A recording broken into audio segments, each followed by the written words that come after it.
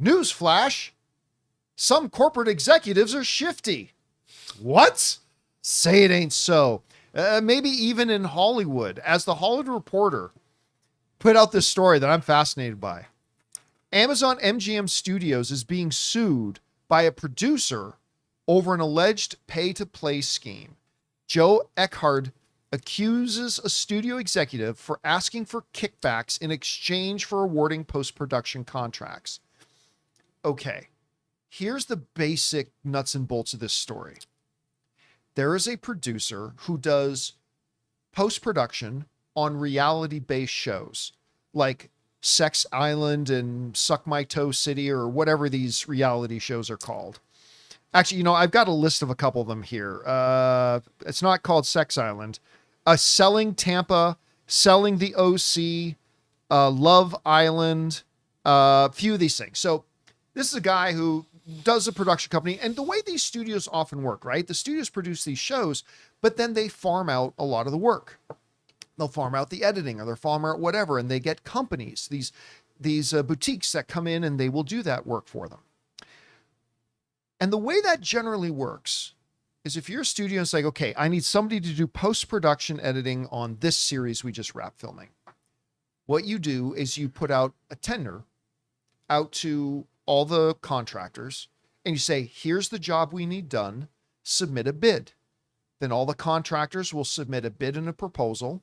And then you pick the best proposal, AKA the cheapest, and you grant the contract to that company, right? It's the same thing that happens in construction. It's the same thing, the way it happens in a lot of different industries, right? Company has a project. They need to farm out work. They'll ask for bids to do the work, and then they pick a contractor to do it.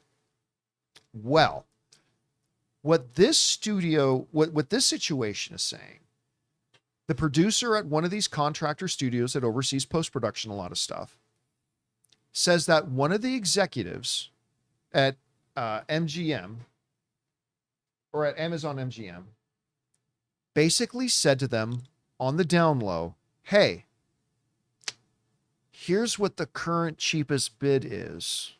You submit your bid, Price is Right style, $1 under that. Because you're not supposed to know what your competition is bidding.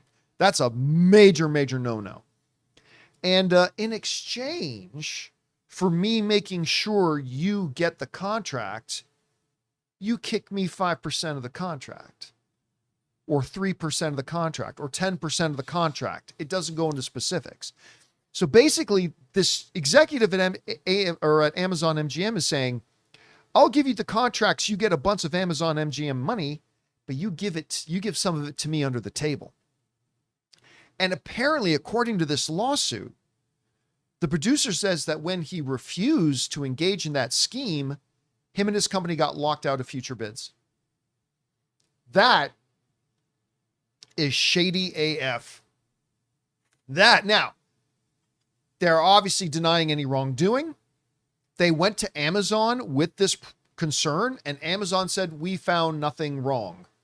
And so the guy said, fine, then I'm taking you guys to court. And now he is suing them.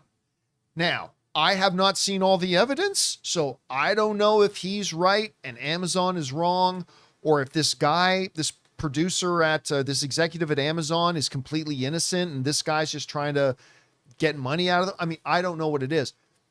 But man, it sucks to see this kind of corruption potentially happening also within our entertainment industry. Let's not pretend like it's new.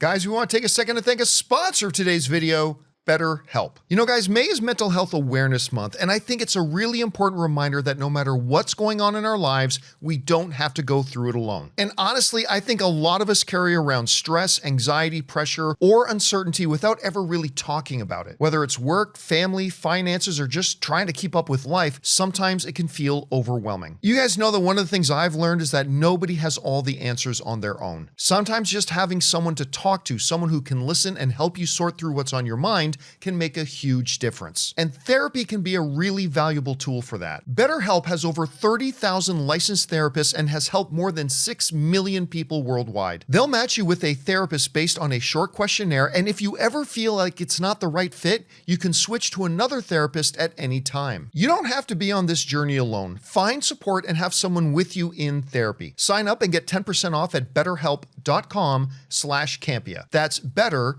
HELP.com/Campea. But anyway, Rob, you read this story. What are your thoughts about it right now? It brings back a horrible memory of something that happened to me and my company directly. I was working for a studio, I won't say which one, on a very lucrative project. We were 14 months into a 2-year project, and suddenly we were working on a project where for the very first time I was working with the theatrical marketing division of a studio. We were not in theatrical marketing, but we were spearheading this project. Suddenly they didn't even go by our contract that we had. We were just terminated from the project after hundreds of emails talking about how great the work we were doing. And I was completely dumbfounded. It devastated my business because we were owed a lot of money. All of it came to an end with no explanation. But the company was somebody you don't want to sue. So I'm sitting there with my wang in my hand. The wind is blowing and I have people I'm supposed to employ. What I found out later was an executive who worked for theatrical marketing was doing the same thing with a vendor. He had been doing this ongoing, was overpaying the vendor with studio money and getting kickbacks. Jeez. Now, this was discovered. I had nothing to do with this. I had nothing to do with the theatrical marketing division. But that vendor, the people I worked for wanted to lose. They didn't want any whiff of impropriety because they were not part of theatrical marketing. So we had crossover in that the material that we were creating was also being used by theatrical marketing. So that's why we were cut loose by them, because they didn't want any sense of impropriety to land on them. And we were standing, and I couldn't believe it. And you know what? I was never given an explanation at first why we were cut loose. But I'll tell you this, John, it cost me $500,000. Jeez. And I had to let go of a bunch of employees. And it was one of the most difficult professional experiences of my life.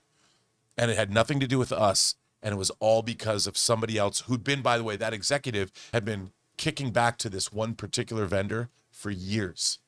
For years. So I hear this and it makes my effing blood boil.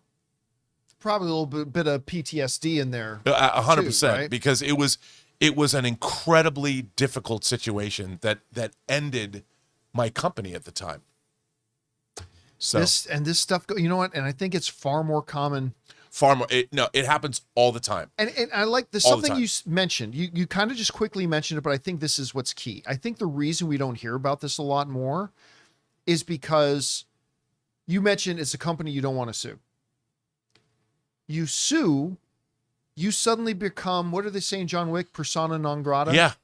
Suddenly you are on a blacklist.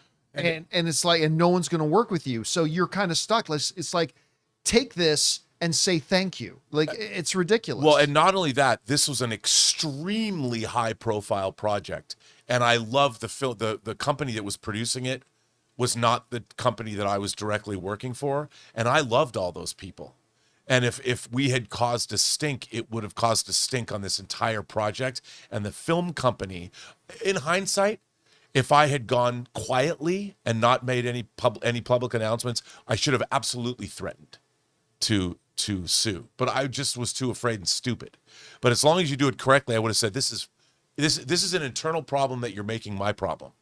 That's how I should have approached it. And I think that's what a lot of these people, a lot of these studio people who are working against the interests of the studio too, by the way. The studios don't want to find out about they're this. enriching themselves personally. Yeah, they are counting on the fact that these smaller contractors, these boutique operations will be too scared to do anything about it. And now we've got a situation where somebody is. Again, we are not implying the guilt or innocence of anybody. We don't know the facts of the situation, but this is a type of situation that does go on in the industry. It happened to me a second time, but I nipped it in the bud before it happened because I knew it was going on. Well, I hope good things for these, and hopefully this will encourage and embolden other people who have been screwed over by people in the studio system to actually come forward in that. But we'll see what happens.